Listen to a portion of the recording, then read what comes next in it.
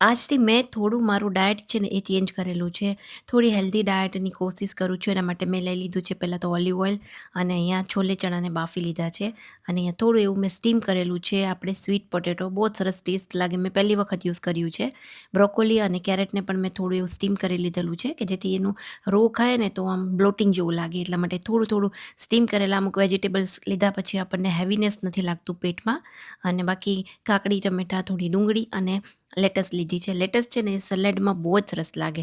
But પોરબંદરમાં બહુ જ ઓછો ઓપ્શન હોય છે અને જ્યારે પણ રિલાયન્સમાંથી મંગાવું ને ત્યારે ક્યારેક સારી આવતી હોય છે, ક્યારેક નથી આવતી.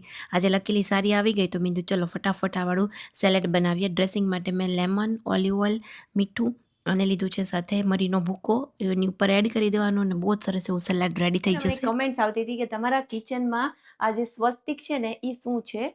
તો આ એક સ્ટીકર છે અને અમારા ઘરનું જ્યારે વાસ્તુ પૂજન કર્યું હતું ને ત્યારે ગોરદાદાએ લગાડ્યું હતું.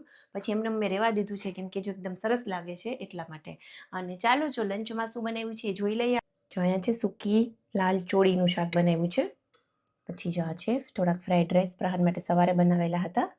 અહીંયા છે રોટલી, થોડું આજે અચાર લીધું છે અને આ છે સેલેડ.